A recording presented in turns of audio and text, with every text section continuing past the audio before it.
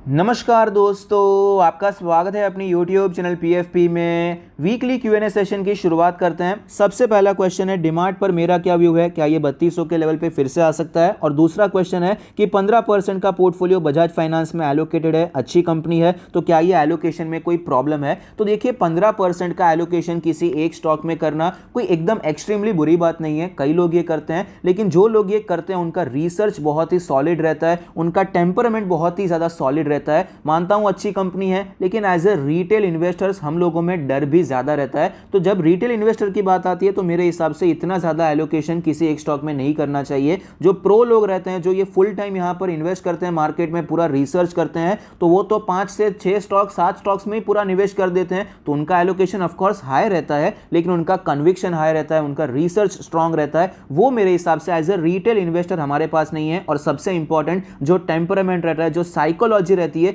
वो भी इतनी हमारे पास नहीं है। हम वैल्यूएशंस को इतना नहीं समझ पाते हैं, कब क्वार्टर रिजल्ट में क्या ऊपर नीचे हो रहा है वो इतना नहीं समझ पाते हैं। इसीलिए मेरे हिसाब से 15% किसी भी एक कंपनी के लिए एज ए रिटेल इन्वेस्टर्स काफी ज्यादा हाई है। इसे आप रिड्यूस करने के बारे में सोच सकते हैं। अब डिमार्ट के बारे में बात करते हैं। डिमार्ट 3200 के लेवल से एक स्ट्रॉन्ग बाउंस बैक हमें यहां पर नजर आया। ये 4000 का ब्रेकडाउन हुआ, फिर आपको एक अच्छी रैली देखने को मिली। तो जब भी यहां पर कोई ब्रेकडाउन होता है, फिर आपको रैली देखने को मिलती है, तो वन साइडेड आपको ये ऊपर जाता हुआ नजर नहीं आता। यहां पर आपको वापस गिरावट देखने को मिलती है, क्योंकि एक बार ब्रेकडाउन हो गया तो ऊपर के लेवल पे मल्टीपल लोग यहां पर बेचने के लिए तैयार होते हैं, रेजिस्टेंस होते हैं, तो सेल ऑफ देखने को मिलता है। उसके बाद यहां पर नीचे का लेवल्स आ सकता है। 3200 का लेवल आए ना आए, लेकिन आपको 3500 3400 ये सारे लेवल्स देखने को मिल सकते हैं। बॉटम तो कभी भी नहीं मिलता है भाई। तो यहां पर थोड़ा बहुत जो नीचे आता है तब आप खरीदारी के बारे में सोच सकते हैं। वापस ऊपर जाता है, नीचे जाता है, वो बाद की बात है। लेकिन 3400 3500 ये कोई बड़ी बात नहीं है, ये लेवल्स आपको देखने को मिल सकते हैं।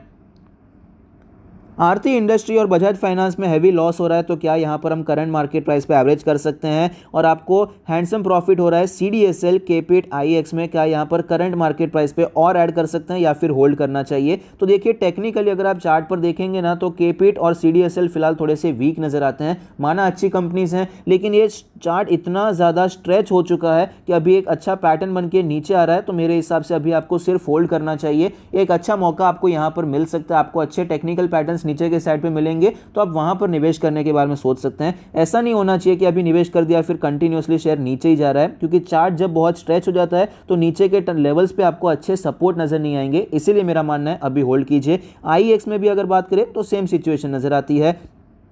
आरती इंडस्ट्री का Q4 का रिजल्ट्स कब आने वाला है, तो ये रिजल्ट अप्रॉक्सीमेट 27 मई को आने वाला है। 27 मई को पता चलेगा रिजल्ट्स कैसे आए हैं। तो फिलहाल यहाँ पर आरती इंडस्ट्री में आपको लॉस हो रहा है, तो क्या एवरेज करना चाहिए वो हम डिस्कस कर लेते हैं। आप देख पाएंगे ये जो लेवल था नीचे आया, फिर रैली देखने को मिली, थोड़ा यहाँ पर इसने साइडवेज मूवमेंट किया, फिर आपको एक शार्प अप मूव देखने को मिला। ये ऑलरेडी उस लेवल पे आ चुका है। ये लेवल 690 से करके 730 के आसपास का लेवल है। तो यहाँ पर आप एक्यूमुलेट करने के बारे में सोच सकते हैं। यहाँ पर टेक्निकली तो अभी भी वीक चल रहा है, स्ट्रेंथ तो दिखाई नहीं नजर आती है, लेकिन लॉन्ग टर्म के लिए आप निवेश करने के बारे में सोच सकते हैं।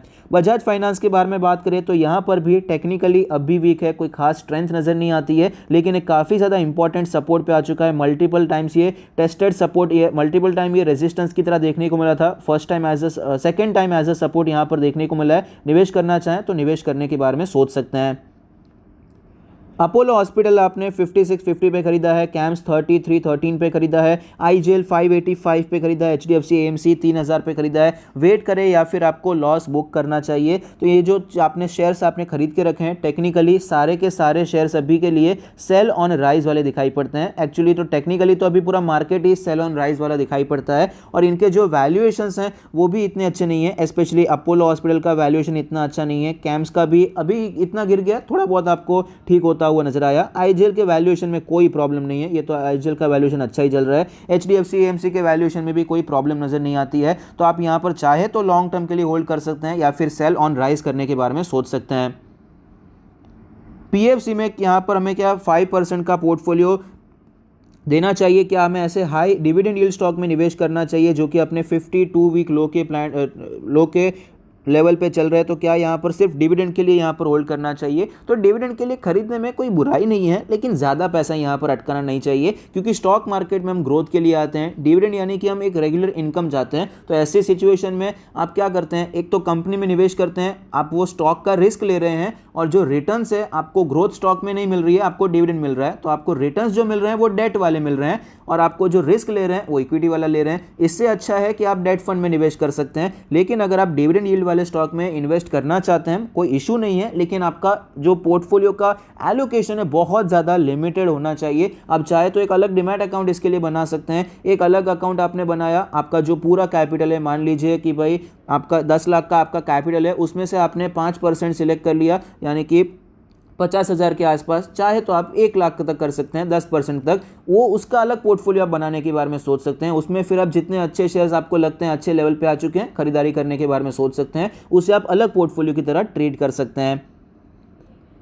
Please discuss buying level for LTI, LTTS और नौकरी। नौकरी में तो देखिए हमें फिलहाल काफ़ी ज़्यादा वीक है। जब तक रिजल्ट्स कुछ अच्छे नहीं आते हैं या कुछ पॉजिटिव टेक्निकल पैटर्न्स नहीं बनते हैं, तब तक के लिए यहाँ पर वेट एंड वॉच करना ज़्यादा बेहतर रहेगा। LTI के बारे में बात करते हैं। स्टॉक में कुछ ज़्यादा ही गिरावट हो चुकी है और ख़ास रिकवरी यहाँ पर हमें नज़र नहीं आती है। एक्चुअली इसका जो इंपॉर्टेंट सपोर्ट जोन था 4,500 का लेवल था, इसके नीचे गया है, मतलब कुछ ज़्यादा ही वीक हो चुका है। लेकिन आप एक लॉन्ग टर्म के इन्वेस्टर हैं तो ये जो सपोर्ट जोन है 3600 से 3800 का सपोर्ट जोन, निवेश करने के बारे में सोच सकते हैं। इनफैक्ट मेरे हिसाब से अभी यहाँ पर देखिए 3800 पे खरीदेंगे या 4000 पे, लॉन्ग टर्म में ज़्यादा फर्क नहीं पड़ता है। अभी ट्रेंड ऐसा चल रहा है, उसमें आपने यहाँ पर खरीदा या यहाँ पर खरीदा, इसमें बहुत फ़र्क पड़ता है। लेकिन ऑलरेडी गिर चुका है, यहाँ पर खरीदेंगे यहाँ पर खरीदेंगे, उस पर ज़्यादा फर्क नहीं पड़ता है। तो निवेश करना चाहें तो करंट मार्केट प्राइस पे भी निवेश करने के बारे में सोच सकते हैं।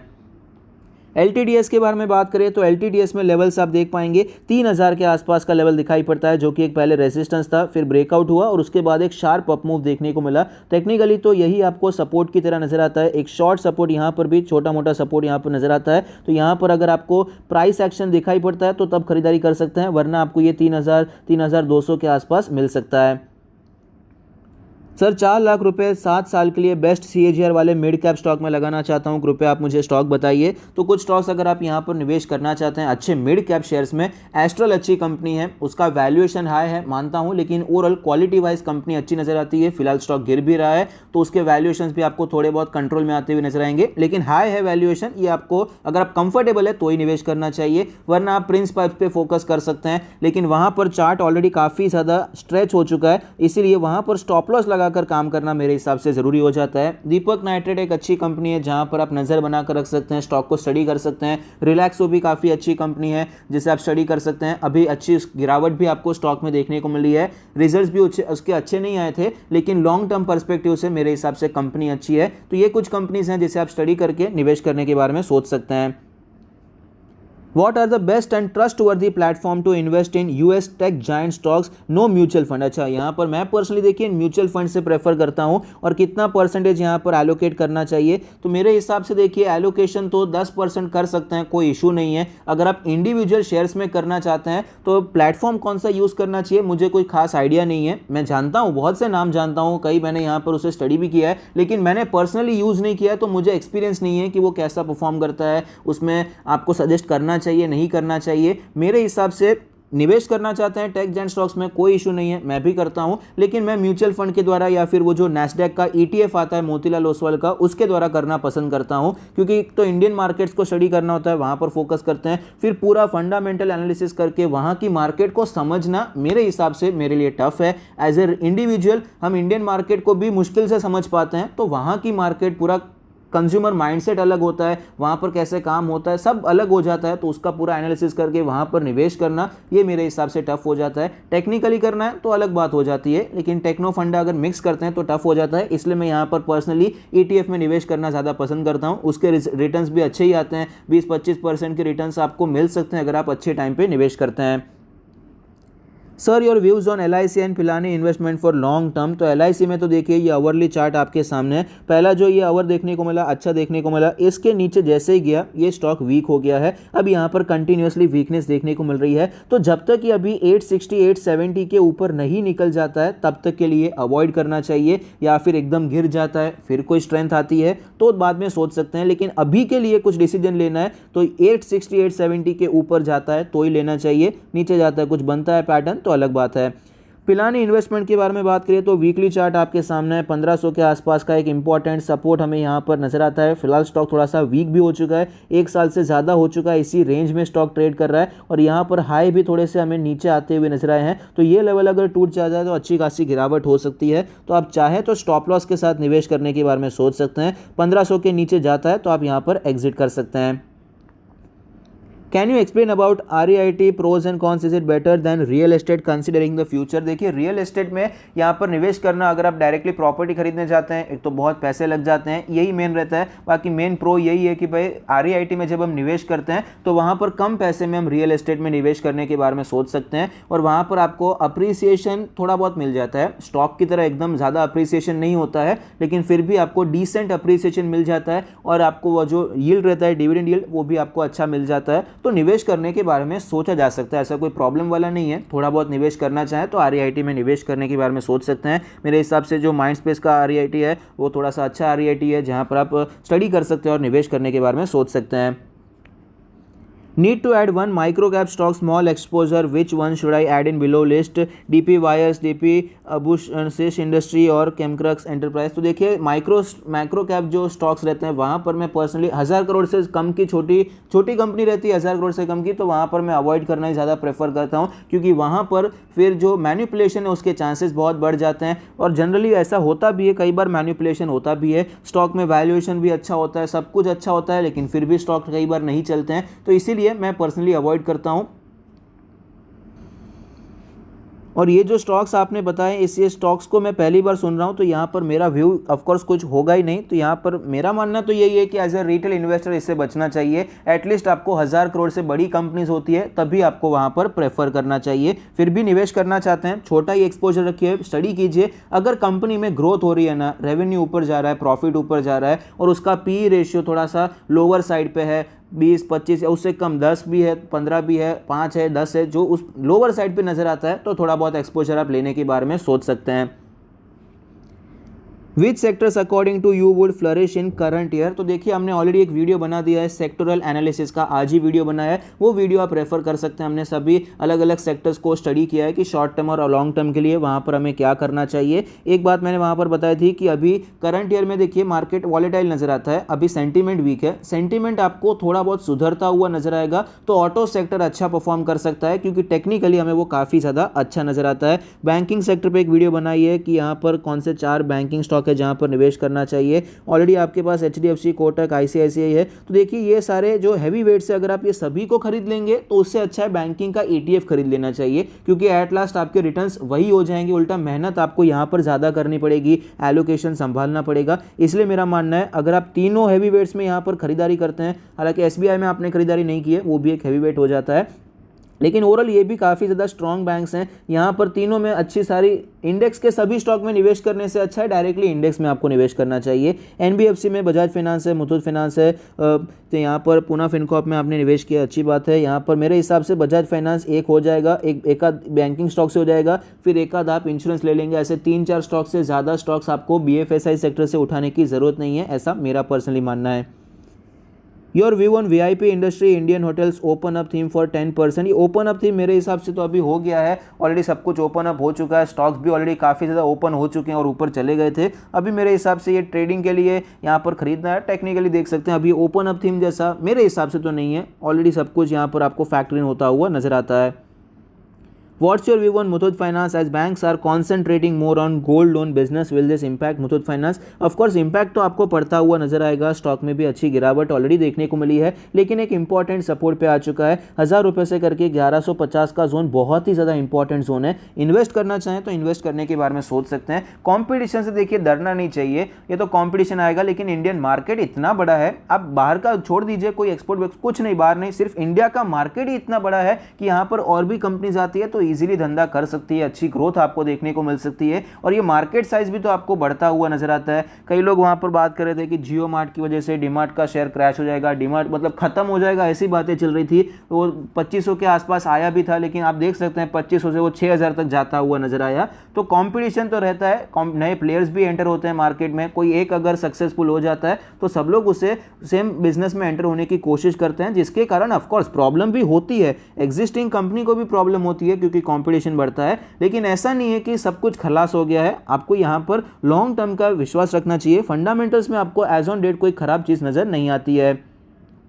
फिनोलेक्स इंडस्ट्री और प्रिंस पाइप में 2-3 साल के लिए किस में इन्वेस्टमेंट करना चाहिए? 2-3 साल मतलब मेरे हिसाब से बहुत लंबा पीरियड नहीं है और बहुत छोटा पीरियड नहीं है। तो यहाँ पर आप टेक्निकल्स को टोटली इग्नोर नहीं कर सकते हैं, टेक्निकल्स को ध्यान में रख के आप निवेश करना पड़ेगा, क्योंकि 2-3 साल आप ये नहीं है कि भाई छोड़ दिया, कुछ ऐसा गिर गया, स्टॉक ब्रेकडाउन हो गया तो होल्ड कर जाएंगे, इतना लंबा टाइम नहीं होता है। क्योंकि स्मॉल कैप मिड कैप में 2-4 साल 5 साल का आपको कॉन्सोलिडेशन गिरावट देखने को मिल सकती है। तो इसीलिए फिलहाल टेक्निकल्स को ध्यान में रखते हुए मेरे हिसाब से प्रिंस पाइप्स बेस्ट रहेगा। फिनोलेक्स में काफ़ी वीकनेस है, प्रिंस पाइप अभी जब तक ये 600 के ऊपर है तब तक ठीक है, उसके नीचे ये भी आपको वीक होता हुआ नजर आएगा।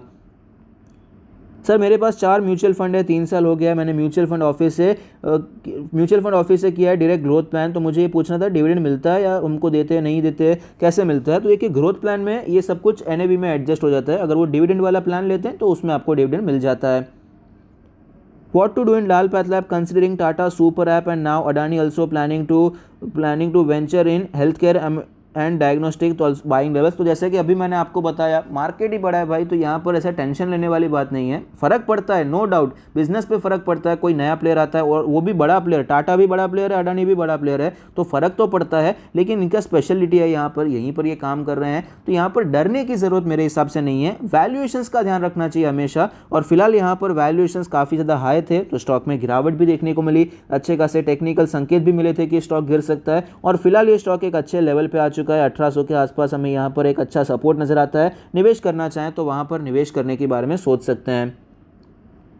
Fresh entry at FSL NAM India also view on Wipro. FSL के बारे में बात करें तो फिलहाल स्टॉक वीक नजर आता है, ये इंपॉर्टेंट लेवल था लेकिन ये होल्ड करने की कोशिश नहीं कर रहा है, तो मेरे हिसाब से अवॉइड करना चाहिए। टेक्निकल स्ट्रेंथ नहीं आती है तब तक के लिए वेट कीजिए। नैम इंडिया के बारे में बात करें, ये भी काफ़ी ज़्यादा वीक है, आप देख पाएंगे अपने इंपॉर्टेंट लेवल पर आपको ये बढ़ता हुआ नजर आता है। यहाँ से आपको रैली देखने को मिली थी, तो यहाँ पर एक्सपेक्ट कर सकते हैं कि आपको रैली तो मतलब सपोर्ट लेता हुआ नजर आ सकता है, लेकिन अभी फिलहाल के लिए वीक नजर आता है। कुछ यहाँ पर W पैटर्न बने नजर आए डेली चार्ट पे, एटलीस्ट वीकली चार्ट पे, तो आप यहां पर निवेश करने के बारे में सोच सकते हैं, ऐसा मेरा मानना है। टेक्निकल स्ट्रेंथ का वेट करना फिलहाल इस स्टॉक में मुझे जरूरी नजर आता है।